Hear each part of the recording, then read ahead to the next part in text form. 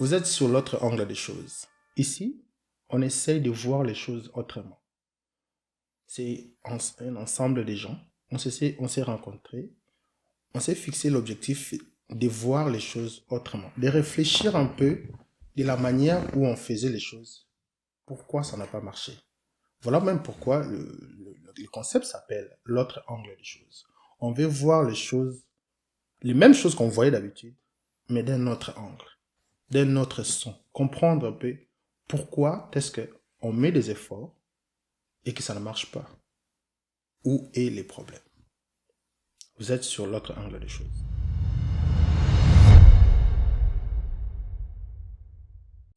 Le meilleur atout de l'homme, c'est son cerveau. Dieu, avec son amour, en nous créant, il ne nous a pas laissés comme ça pour dépendre totalement de lui. Dieu, il est le Tout-Puissant. Il pouvait nous faire que chaque soir, comme des téléphones, on a besoin d'être chargé. Mais il nous a donné le cerveau. Le cerveau a la capacité d'enregistrer, de mémoriser et ensuite d'imprimer. L'homme africain a tendance à oublier les qualités, les compétences que Dieu a mis en nous.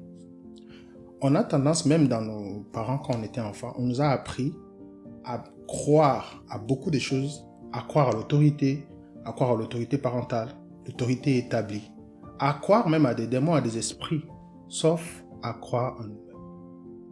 L'homme a la capacité de changer sa réalité. En psychologie, il y a des principes qu'on appelle les principes, le principe des miroirs. Dans ces principes-là, on parle de l'image et du reflet. Ça veut dire que tu as l'image et tu as le reflet. Par exemple, si tu te regardes devant un miroir et que tu vois un bouton noir sur ton visage, tu n'enlèves pas les boutons dans le miroir. Si tu veux changer les choses, tu enlèves les boutons sur toi, sur la réalité, et non dans le miroir. Pourquoi? Parce que si tu veux vraiment changer les choses, si tu commences à gratter les miroirs, l'image, parce que ce que tu vois dans les miroirs, c'est les reflets.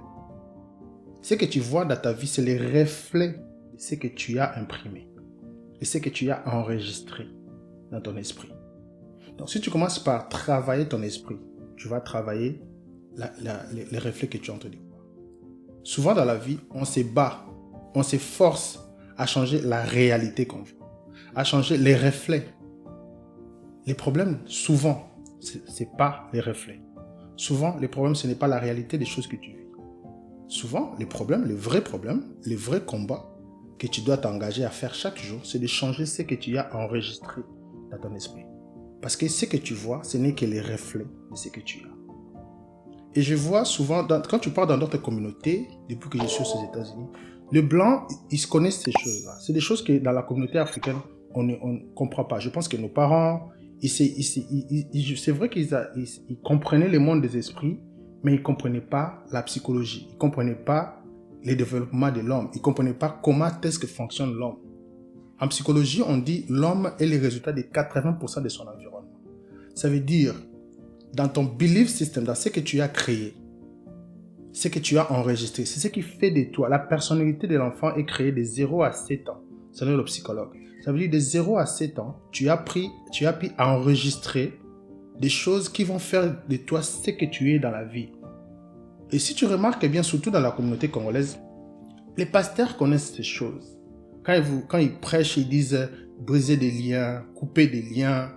En fait, ce qu'ils essaient de dire, c'est essayer de changer ce que vous avez déjà appris et commencer à créer de nouvelles images de vous-même pour que vous puissiez vivre les réalités nouvelles. Il n'y a pas de magie. Oui, les esprits existent. Dieu existe, les esprits existent. Mais en l'homme, Dieu a tout fait. Dieu a tout donné à l'homme. On a ce qu'on appelle l'imagination créatrice. En deuxième licence à Kinshasa, à l'université de Kinshasa, on nous avait appris en cours de psychologie l'imagination créatrice. Ça veut dire que ce que tu imagines quelque chose et tu le vois dans ton esprit, ce qu'on appelle la visualisation, tu peux le réaliser. Par exemple, moi je peux prendre ma vie, tout ce que je vis aujourd'hui, 90% des choses que je vis, je les ai déjà vécues. Une fois, je parlais avec quelqu'un, il m'a dit, mais tu disais que tu vas habiter dans cette avenue, tu disais que tu vas acheter une maison dans cette avenue. Oui, j'avais déjà visualisé ces choses ici, quand on le parle, surtout dans la communauté africaine, les gens pensent que on est dans les mysticismes, on est dans les voyeurismes, on est dans la magie peut-être. Mais c'est des réalités, même en tant qu'enfant de Dieu, on devait normalement savoir ces choses. Et j'ai aimé beaucoup ce que je vis, le pasteur Atoms commençait à enseigner des choses comme Fongola Bongo, Salela Bongo. Parce que tout n'est pas une question seulement des religions.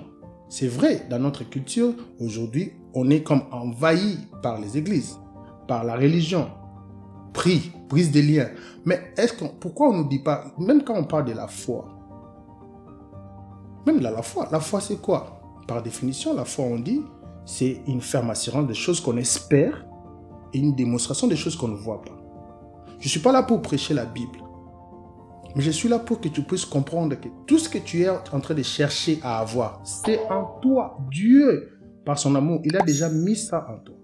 Tu dois juste changer ta façon de voir, changer ce que tu es en train d'enregistrer, changer l'image et la réflexion va changer. Je voulais partager ça. On va commencer à faire des séries comme ça, on va réfléchir autrement. On essaie un peu de voir les choses d'un autre angle. Un peu de commencer à réfléchir. On a prié, on a brisé des liens. C'est des choses que tu fais chaque jour, que tu fais chaque année.